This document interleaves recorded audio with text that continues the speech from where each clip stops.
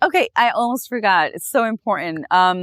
When you have moments of a lot of stress and you're very little, um, since you're so delicate and basically dependent of your parents' energy or whoever it is that's raising you, um, you need to understand what happens to the human body and to the energy of the body when there is a negative impact in their life. So, of course, we all have genes, right? And we all have even customs maybe that our parents have done when they were younger, and our grandparents, et cetera, et cetera.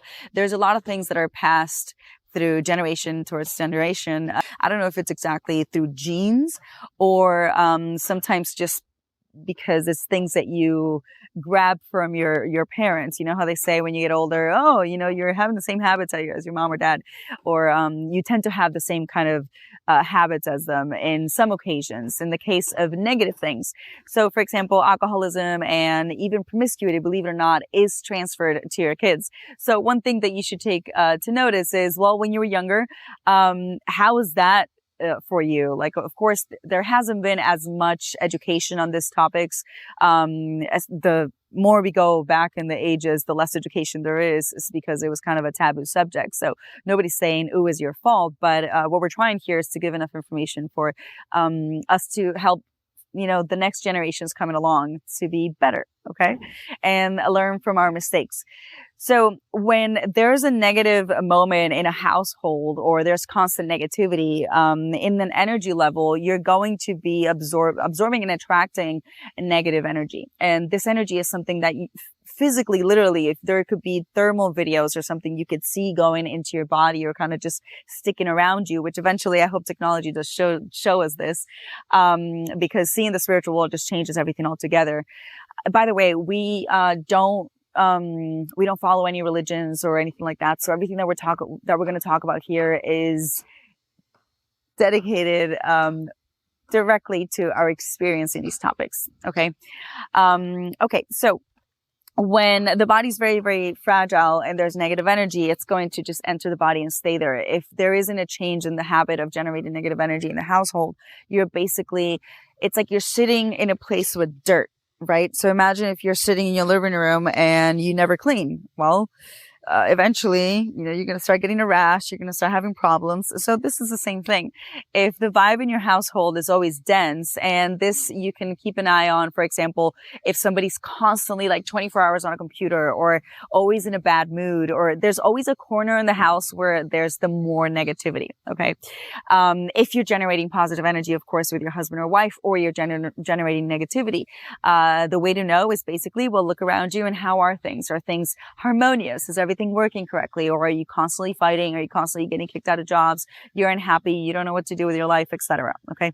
So, we are, until our puberty, like I was saying before, dependent of our environments, and specifically of our parents. That's why the less moments that we have of peaks of negativity, the better of a chance we are of having a better future. So a peak of negativity is something that is going to affect your genes or those customs. So for example, if you have genes in your family of, I don't know, problems with skin, right? Or even cancer or whatever kind of genetic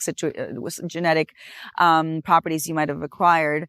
These are going to be inside of your body because they're a part of you, but there's something that is going to bring them alive. It's basically like an electricity of something that's, in this case, negativity. It goes inside of your body and it brings these negative genes, I guess you could say, to life, because that's what negativity wants, for you to be always generating negativity because you're sad or depressed or not advancing in life, etc., or sick.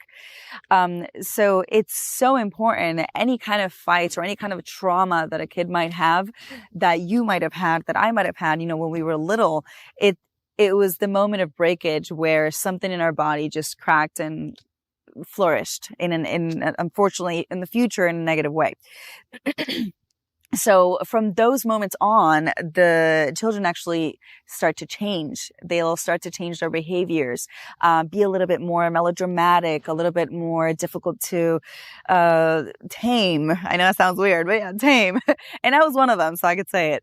You become a little bit more desperate, more anxious. For everybody, it's different, but you're going to start being attracted to the wrong people, bad vibes, because whatever you're having inside of you is what you're going to be attracting. So the more positive energy you have in your body, the more positive people and situations you'll have around you, and the more negative, well, you know the rest. So yeah, remember that kids are fragile. We were all fragile. Remember when you were young and when something really maybe simple for us as humans happened, but for you, it was the most important thing in the world because, well, we're learning and we don't know anything. So if we fall and break a dress, for example, or tear a dress that our parents just gave us, it's the most important thing in the world at that moment for that kid because, well, that's all they know. They don't have all the stress in their minds like adults do. And it's very simple. Life is very simple. And the more we can maintain that positive energy inside of us, the more we can even act like kids. Okay. Thank you for staying and see you in the next one. The next one is puberty.